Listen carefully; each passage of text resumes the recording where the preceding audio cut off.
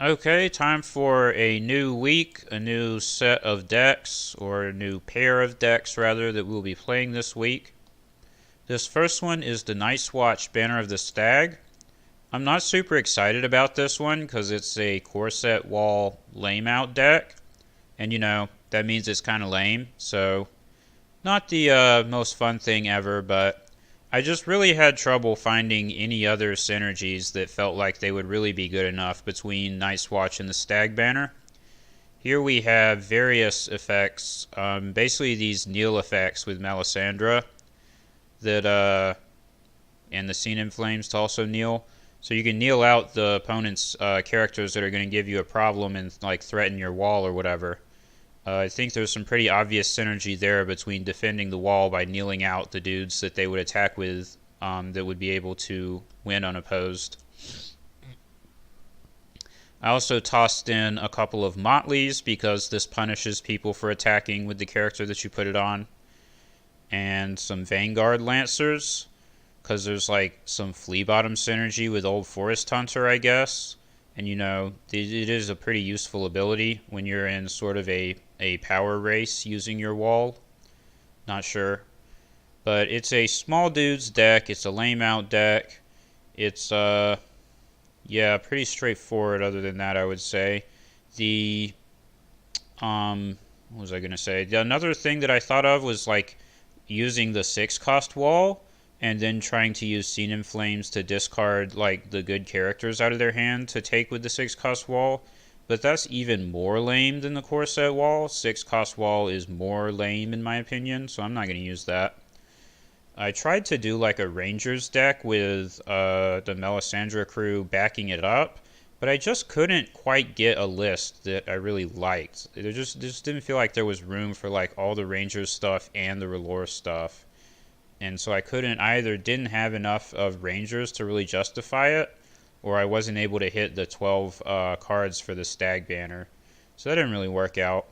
I also made a version of this using some big characters, using the new Jon Snow and the core set Old Bear, and I think even a couple of the Baratheon version of Renly Baratheon, who like reduces the cost of non-Baratheon characters. But I thought about it and I was like, what are these big characters accomplishing if my goal is to win using the wall? Like, what are they actually doing? Not all that much. That was the conclusion that I came to. So no big characters, just some little dudes that are going to try to block challenges and basically lame people out. We've got, let's see, the recruiters are just always so good. But other than that, everything's pretty self-explanatory. We've got the Flea Bottom, we got the Veteran Builder, we've got the Haunted Forest, we got all that junk. The typical stuff. One card that could be in the deck is I could have Mutiny at Craster's Keep. I'm not sure if I really like that because I don't like sacking recruiters or Melisandre. But there is some Flea Bottom synergy there, and sometimes it can make some really big plays if they have like an unprotected, whatever giant 6 or 7 cost character that you really would like to get rid of. It could be good. But I think I'm going to try this list for now. The plots are Peace and Prosperity to start. We have 8 attachments and a lot of non-zero cost locations. The only zero cost is the Rose Road. So this should be pretty good. We've got, Counting Coppers, obviously. Dohaeris, obviously. Trade routes, when I played so far, which I've only played like 2 games, but this was massive overkill and I didn't need it because I didn't have a bunch of expensive stuff that I needed to play. But I just know that if I take it out, I'm going to run into a game where I don't draw enough economy and I really need it. And it does help pay for the Shadow Priestess. And Close Call goes with Flea Bottom, building orders to just find more obnoxious attachments basically. And Grand Melee is pretty good for, discouraging people from trying to attack. Obviously this is a plot that you use when you try to sort of nullify the challenges phase. And one thing that I'm considering, if I really find that trade routes is consistently overkill, I may actually take out trade routes for a second Grand Melee. Because this is not plot limit 1 per deck, rather. You can have 2 of these. And that might be kind of dank, I guess. We'll see. Alright. Let's go. I'm hoping for no Targ and no Greyjoy. I actually won against Targ when I played with this game when I played with this deck the other day. But they never got Drogon, so that was why. If they get Drogon, you're pretty much dead.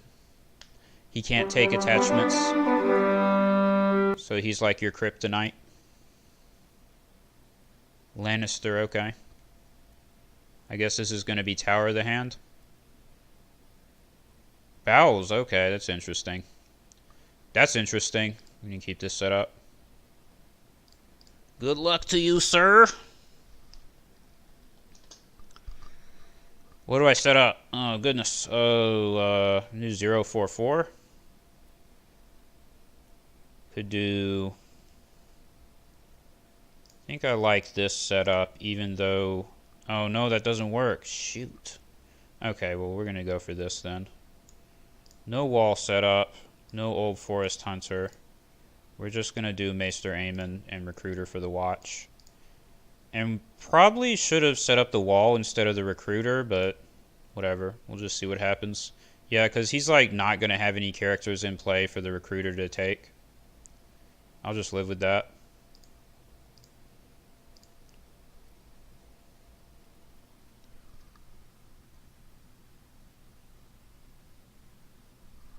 It's really good to start with Maester Aemon in play so I can try to protect my board. But if he has like Cat's Paw, that could potentially be a problem. Not sure. Heads on Spikes, not sure why he's running that. Hitting Craven is fine, especially because I have another one in my hand already.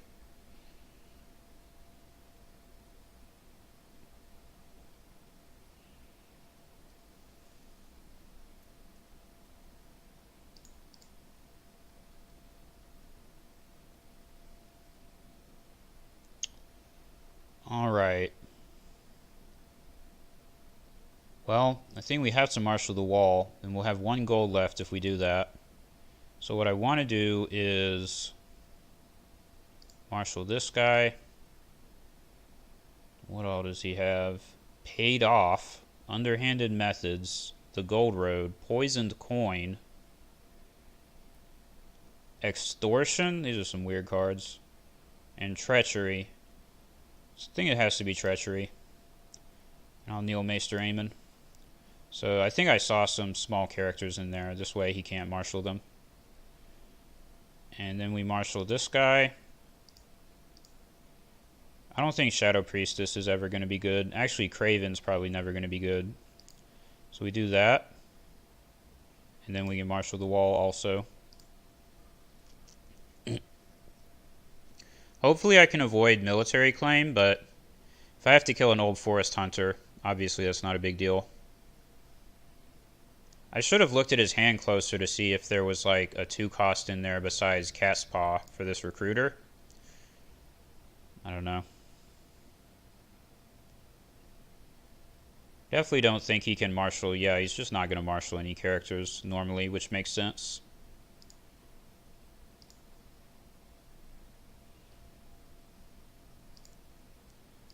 Not sure what he could have in Shadows that would be able to come out for 1 and do anything, so... Well, I guess 2. Pretty much safe this turn. Nefarious Acolyte, I mean, I guess that could be annoying to cancel my Grand Melee. Yeah. I don't know, I'm just not that scared of Nefarious Acolyte. So he's going to kneel my wall, the friggin' stealth from Penny.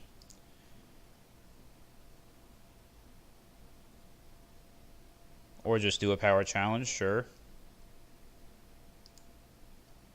I actually prefer that. I don't want him to discard my R'hllor stuff with Intrigue Claim. But since he had to bring Penny out of Shadows, that is now my character, unless he does something here. And this makes it good to discard that Treachery, because otherwise he could Treachery the Recruiter, which would be pretty strong. You know, that would prevent quite a board swing there, I guess. I don't know. Building orders, probably. Don't feel like I need to do trade routes. Let's just do building orders. Wow. Why do you have that plot? No one uses that plot anymore. What doesn't make me very happy? Underground vault. Yeah, we need money.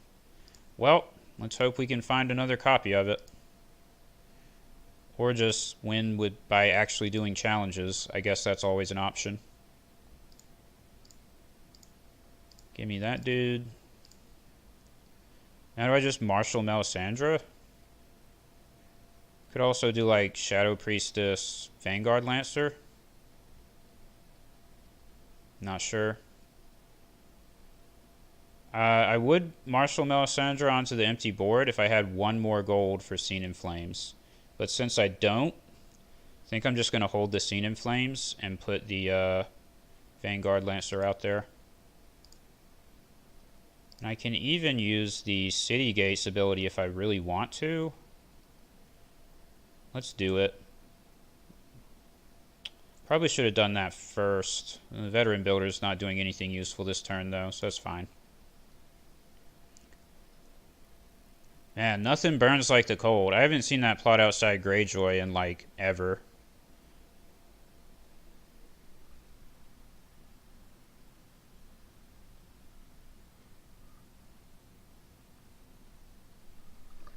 But if I lose because my core set wall got blown up by nothing burns, I mean, I kind of got what I deserved. I can't really complain about that.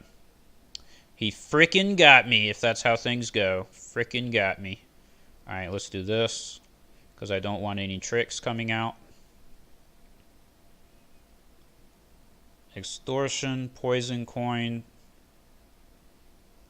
maybe pinch.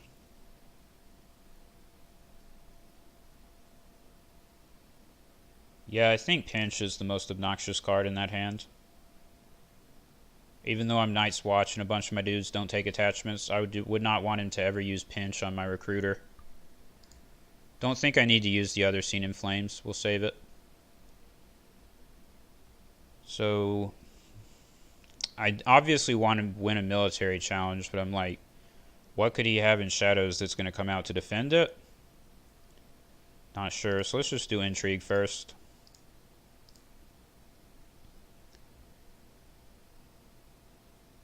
Can't think of... Oh, well, there's a Shadows character. Is he going to send Penny back? Oh. Oh, okay. Well, that was smart. He definitely got me on that one.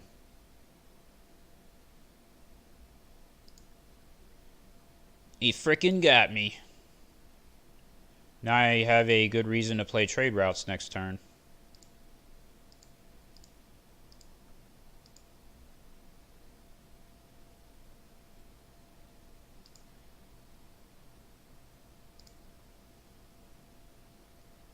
I don't know what he did there. I'm assuming viewers saw it, but he got 2 more gold off of the bowels, and that gave him 4 gold after paying for Cat's Paw, which was enough to bounce the recruiter. Smart stuff. So, do I bother declaring a power challenge? Yeah, because if he wants to defend it, that means he can't do an intrigue. I'm fine with that. I don't want him to do an intrigue.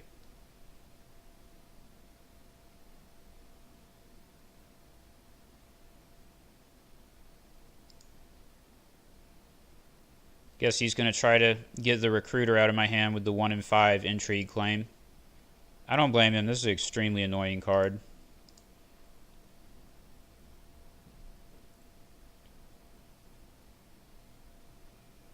Everything in my hand is good except the Veteran Builder. Veteran Builder is the flea bottom card anyway, so if that gets discarded, it's fine.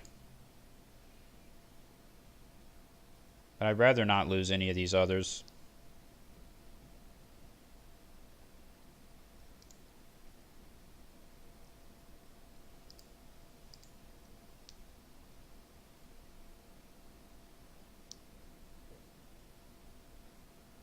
Scene in Flames. I guess I'll live with that. It served its purpose. It protected other cards that were more important. So I guess I'm going to do trade routes now, because if I don't do it now... I don't know. It's only characters I'm going to be putting out. Jeez. Maybe I want to do counting coppers and then trade routes to try to find a wall. Let's do it. My board feels fairly stable, so... Another heads on spikes. Well, that's frustrating. Don't get the recruiter. Okay, that blows, but... We did draw another Melisandre, and we have close call. And it's not like he's played any big, juicy kneel targets. He's just been doing stuff with little chump characters. No wall, unfortunately. How did he get 5 power? Oh, friggin' heads on spikes.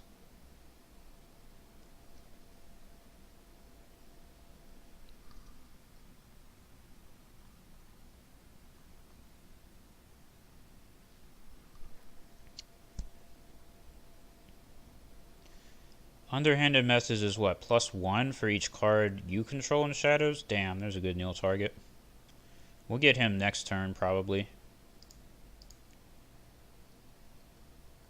Could get him this turn with the Shadow Priestess, but it would spend all our gold, and that's not worth it. We're just going to do this. Should I Steward first? Not sure. He probably has the first Snow of Winter, doesn't he? Well, that's not a reason not to play this, so let's just do it. So, we've got 5 gold, and we can go up to 6 with the Old Forest Hunter. That gives us enough for Recruiter, Flea Bottom, and Flea Bottom gold. I don't think the Steward accomplishes anything for now. I'm gonna hold that. Maybe it'll be another intrigue claim. Oh yeah, give me this guy.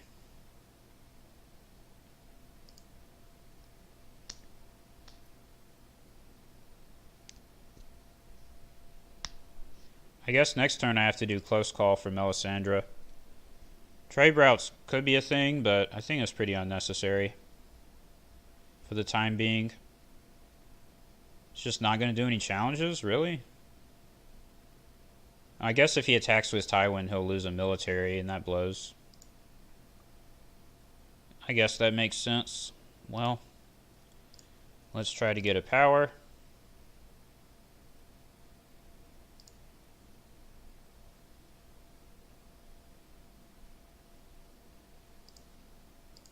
Guess I was supposed to use the veteran builder to do that, but I don't think it matters. Because he's just going to defend military would be my assumption with Tywin.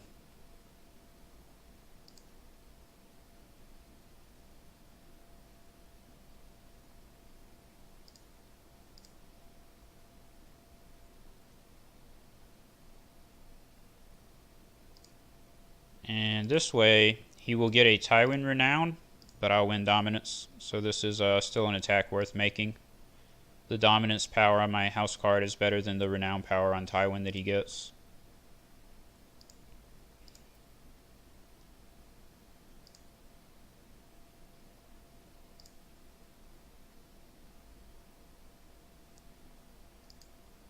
I think sometimes you're supposed to stand the Recruiter every turn in case they marshal something better for him to steal. But in Lannister matchup, I don't think you do that because he could draw Treachery. And then, you know, when you try to use the Recruiter again next turn, he doesn't work. Alright, is this going to be first snow? Wildfire. Well, it's not first snow, so I'm happy with that.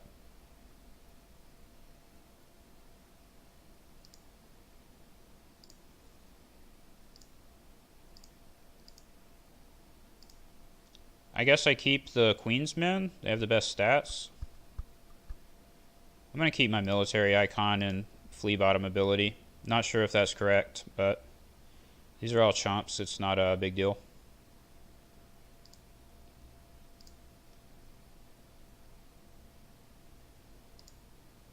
Could use Cold Hands on Tywin. That's pretty appealing.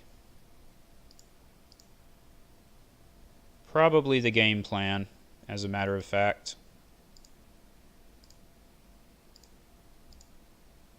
Get out. Now what do I do? Just marshal a Vanguard Lancer? Sure, why not?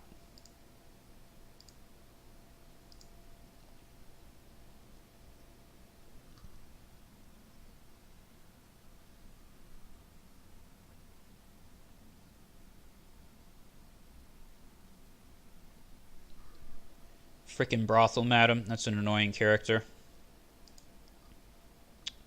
I can get another gold with Old Forest Hunter if I want to use Flea Bottom.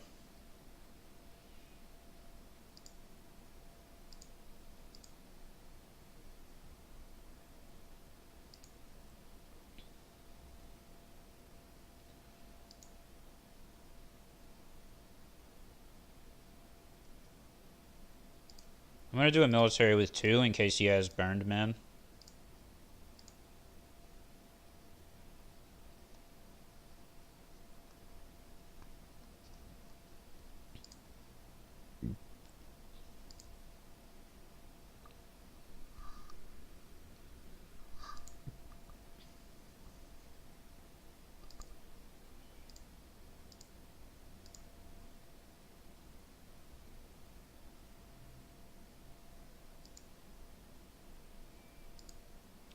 So at this point it looks like I'm doing quite well in the game, and I'm on track to win it. Just by having more efficient characters, and like actually having characters. He's been sitting over there with, I mean, a decent amount of economy, but he just hasn't done a whole lot. Besides Marshal Tywin, which I had quite a strong answer for. Recruiter for the Watch is one hell of a card. Like, that's definitely the #1 card that helped me win this game if I win it. This card is just so annoying. It's like a ward, but it only works on cost 2 or less, but it's also a character. And it's repeatable. I mean, ward is not repeatable. Recruiter, if you attack me on military and I kill your dude that I stole, then I can just keep doing it and steal more dudes. Very obnoxious. Recruiter doesn't bother me as much as ward because he has more counterplays since he's not passive text and he's a character. He can you can cancel him with treachery or drown god fanatic. You can put milk on him. You can see there he bounced the recruiter with cat's paw. There's a lot of stuff you can do. Still a very lame card overall, I would say, but does not... The hell? Beneath the Bridge of Dream, okay. Does not feel as bad to me as ward. Do I do trade routes now? I mean, I guess if I'm not doing it now, when am I ever doing it? Seriously? He reshuffled just to do more heads on spikes. That's so obnoxious. Well, at least it didn't get my Melisandre again. There's some draw. Thank you. I definitely need draw. So you can see here the trade routes is massive overkill. Like, this is just way more gold than I need. I guess I'm going to marshal this into shadows. And these, what do I even do with these? I'll just hold them. To be fair, if I had drawn, you know, if that veteran builder hadn't got discarded by the heads on spikes, or if I drew a card that costs more than 1 gold, then I could have gotten close to spending all my gold. Still more than I really needed. Another Tywin, huh? Well, it's a good thing I put this dude in shadows. That's another way to spend the gold. So I guess the trade routes worked out. I made pretty good use of all the money. Neil, you shit. Yep, that's it. JJ. I would say, I don't know, I guess we just got him. Like, what is there to really say about that game? Just had more efficient characters and did some work. What was I saying about the recruiter? I feel like I had something else to say about recruiter for the watch, but I can't remember what it was. But yeah, the thing about ward is that makes it impossible to play around is its passive text. It's not a reaction after you marshal ward, take control of attached character, because then at least you could treachery it. Or, I mean, I think even then treachery would be the only card that stops it. Maybe he calls it thinking. But that would still be something. But because it's passive text, the only counterplay that I can think of that's in any way reasonable is if you're Greyjoy and you are able to activate We Do Not Sow on the same turn that the ward is played. Or if you're Baratheon and you're marshalling second, you have to be marshalling second and you have Maester Crescent in hand. You know, Maester Crescent theoretically would be a good counterplay, but he can't be on the field before the opponent uses the ward, or obviously they just ward your Maester Crescent, and that doesn't work. And you also have to be marshaling second, because if you're marshaling first, then, you know, you're not going to be able to marshal Maester Crescent after the ward. And next turn they're going to do March to the Wall and discard the ward character, so it's too late then. So that's a pretty dumb combo. Recruiter's pretty dumb as well, but just like slightly less dumb. This is still a super strong card that, in my opinion, doesn't really see enough play. This guy used to be in every Night's Watch deck, but I don't see him around that often anymore. He's still good, though. Sort of a card that, in a lot of cases, really demands an answer, or just makes things way more difficult for your opponent if they can't do anything about him. Anyways, I guess I won at least one game with this lame-ass deck, so that's nice, I suppose. Tomorrow we'll be playing Stark, Banner of the Kraken, and that's a deck that I'm considerably more excited about. I think that deck has some cool stuff. I like Stark because I like sacrifice. I like sacrificing stuff. Yeah, it's fun.